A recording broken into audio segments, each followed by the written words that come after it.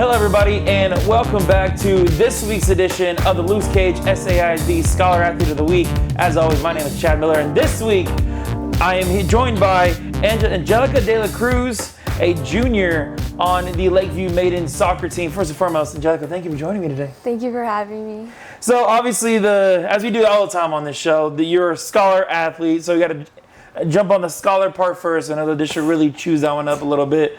But so let's walk through the academics. Obviously, you are a junior, so it's kind of that weird point where you're still grinding for college. You're kind of looking at those currently options. So how are classes going overall this year? Overall, of course, they're hard and they're like, it's a lot of work. I'm taking 2 dual credit classes, 2 AP classes, and then a medical term class for my career, and then, of course, athletics.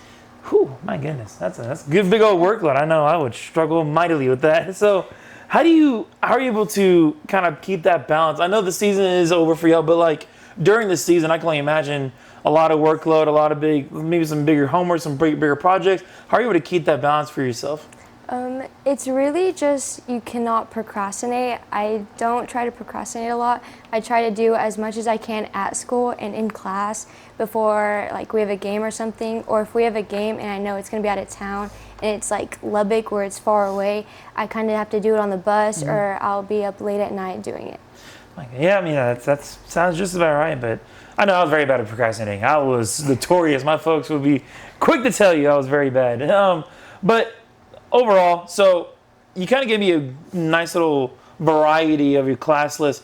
What is that goal long term for me, the career that you're looking to do? I heard some medical stuff in there, so is that kind of what you're wanting to shoot for? What's the idea for yourself currently? Yes, sir. I want to go to college to study pre-med, and I want to study oncology to become a pediatric oncologist. Woo! Remind me, oncology, that is the study of? Cancer. Cancer. Fantastic. Yes. We need more people like you in this world. It's fantastic overall. And pediatric, that's children. That's a lot. Yeah. I can only imagine. What inspired you to want to pursue that field? Ever since I was younger, I just wanted to help kids, and like I just adore kids. They're just so cute, and so I just want to help people and be able to change people's lives, and so that's one of the careers that can let me do that. When it comes to the medical field directly, do you have any family that currently serves in that, or is that kind of more on, maybe are you big on watching the medical shows that's currently very popularized right now? Pretty much both. I have my tia, she is an RN, I believe. Okay. And then my grandpa studies radiology.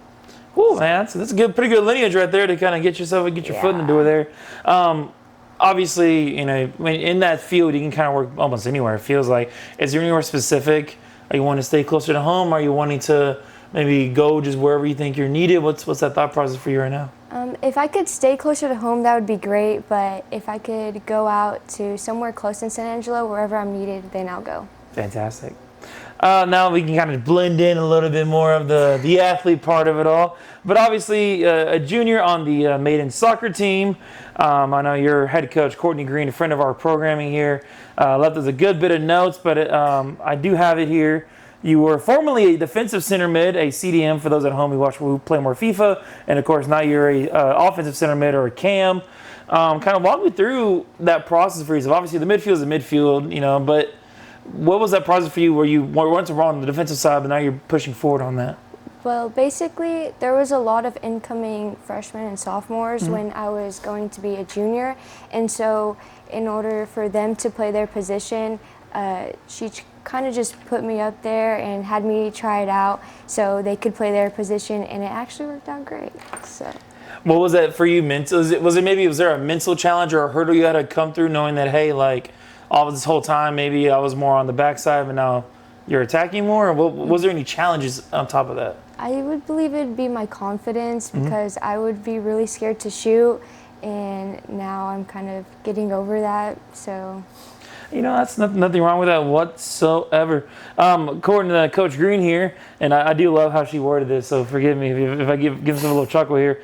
Scoring 5 goals this year with 6 assists and 7 assists to the assists. Of course, for Shay and I, my producer, director extraordinaire, we watch hockey as well, so that second assist is always fun for us.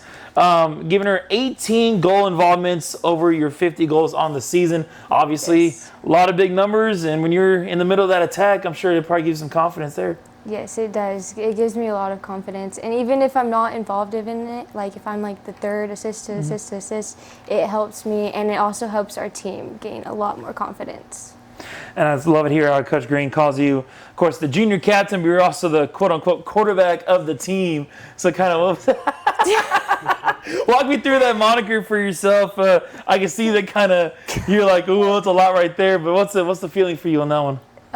It feels great. Like, I always loved to play defense when I was growing up, and that's what I was taught. And so I know how it's like for no one to like get back and help defense. So of course, even if I do go up to help score, I will always come back to help my teammate. And then I know she gave us a little bit more background. Of course, your sophomore year converted a penalty kick that gave y'all the win in the by-district round. So I'm sure that was a very fond memory for yourself. And of course, you're during her first year of coaching at Lakeview, you were a freshman. You also got to play with your senior sister. Yes. So kind of walk me through what that was like for you, knowing that you've just had that opportunity to do so. I was actually so grateful that I got to play with my sister because I never really got to play with her before that. And so just playing with her, we got to have a little chemistry together and play together. And I was glad that I could play with her overall. So I'm sure back then you were probably a CDM, so where was she on the field during that time? She was mainly forward. She would either play like the striker, or sometimes she would play midfield with me, which mainly I would try to get her to play midfield with me. And so just to give you that extra sibling confidence, like, hey, I'm going to get you the ball and you go do your thing, right? Yes. Talk me through maybe what that was like. I'm sure your family loved seeing both of you on the field. I know whenever I played sports, whenever I got to play with my siblings, and that was very much a huge thing for my mother, so I'm sure it probably was for your family as well. Yes, both of my parents loved it because they got to go to one game and watch two of their kids play, and they loved seeing us just pass the ball back and forth, like tiki-taki. Oh, yeah. Good, some little tiki-taka. I mean, obviously, and I'm sure for the parents, it was like, hey, look, that's less gas. You go see both kids at once. I mean, that's great right there. Yes. So, walk me through this season for yourself on the Maidens. Obviously, at least maybe to some people saying it's a pretty solid season for your program. Made it to playoffs, really battled through a very tough start to the season, picked up a lot of good wins, and forgive me, the opponent just escaped me, but y'all did beat program for the first time, I believe it was in program history, at least in a while, on penalties. So kind of walk me through the season from your perspective. I'm gratefully appreciated for this season. I feel like as a team, we've grown so much, and usually with teams, they struggle with drama, but I feel like with our team, we didn't really have to deal with that. We just had that chemistry that most teams just don't really have, and we had that on and off the field, and so it was like really amazing, and we beat some teams that were really tough and that we struggled with, and even like during halftime we could just help each other and uplift each other to get that confidence back for all of us. So it was amazing. So, and correct me if I'm I will actually need your help on this part. How many seniors did you have this year? Do you can remember? I don't know. I feel like that's okay. I know she brought on. I think Coach Green, whenever she joined us for Chief Insider, she brought on, I think it was 4 girls, and I believe it was 4 of them. I'm not sure if they're all seniors. They're all just different people, nonetheless. Going into next year, of course, big year, senior year, yes. A lot of feelings going on for yourself. I see the anxiety rising a little bit. That's okay. What are some goals you have for yourself on the pitch? I hope that we can, because we've gotten 4th every time that we've went to playoffs.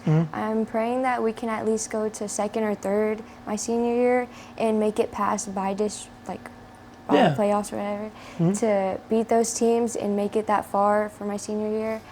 And I hope that our chemistry as a team just grows even more. Hey, that's phenomenal goals right there. You got to write those down as a little bulletin board material right there. Now, of course, more mixture of the two sides of being a scholar athlete. Your junior year, so of course you're working really hard in the classroom, working hard on the pitch. What is the goal? Or we know we have the full lifelong career goal. Do you want to keep playing soccer after high school? Do you want to really more focus on your studies? What's that look for you right now? If I get a good opportunity, then I believe that I will pursue soccer.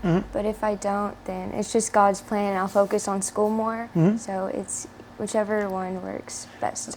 So then if, let's say, we look at this from both sides. So from a playing standpoint, let's say you want to keep playing, you get the opportunity to, is there anywhere specifically that you're looking at to try to either, even if you don't get an opportunity, you may want to try to walk onto because the school's really good, and we can start there? I'm looking at ASU. I like their program a lot, and there's a few schools in Dallas that I'm looking at as well that are really great. And so whichever one like best fits. I know ASU has a great acceptance rate for pre-med. So ASU's medical school, the pre-med nursing program, all that stuff, I hear nothing but, of course, just like every other medical area, is definitely stressful at times, but I've heard nothing but great things come out of there. I've had many friends who were in there. And of course, with my day job, I am familiar with the Rambells head coach, Harold Munoz, an excellent friend of mine, and he's a phenomenal coach on his own, so he'd be very much lucky to have you in the program. Walking through a little bit more here, a couple more things that Coach Green gave us. We talked about this before we hit record. Junior, and forgive me, folks, I'm not familiar with the GPA scale here. A 104 GPA, which apparently this is on a 1 to 100 scale, making you the third best at this moment in your graduating class. Of course, whole of the year to really try to go for that first place spot. So, from your perspective, how do you get there? Like, how do you just keep that balance? How do you keep working to get to this point, even right now, even third best in your graduating class? It can be stressful at times, of course, and I was just aware that I was third because I was fourth, but... Oh, there we go. Well, congratulations. She told me I was third today, and so I really just try to stay on top of my work and whatever tutoring I could get, especially from the classes that I struggle most with or I have the lowest grades in, I try to get studying, or I'll ask like a few of my friends that are like above me if they could help me, of course. That's phenomenal. That's phenomenal. So, of course, third year, and I believe you've been to Lakeview all 3 years of high school so far. So, what has been your favorite class, and who have been some of your favorite teachers? Go ahead and give them a shout out. My favorite class this year is Coach Brewer, statistics. Statistics, okay, all right. And then I enjoy my English teacher, Miriam Smith. She works with people's schedules, and she's very, she has everything online, so if I miss, especially for soccer, it works out very good. I really enjoy most of my teachers. They're really helpful in the academic and sports, and they have a good flexibility to allow me to do my schoolwork with staying in sports. And of course, Courtney Green.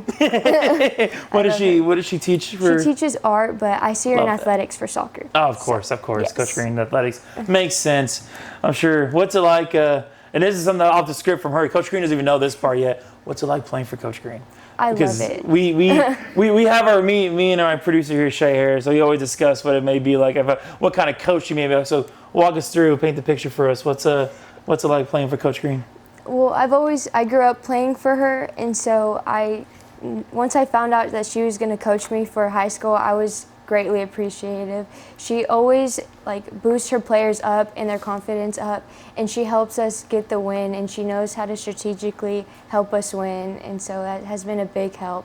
And if we're doing bad, she knows what to say, and she gives positive with the negative, so she mixes it, and she doesn't just drop all the negative stuff on us. She actually helps us to get better. I love it. The constructive criticism, it seems like really seems to work here. And she does mention that in our notes here.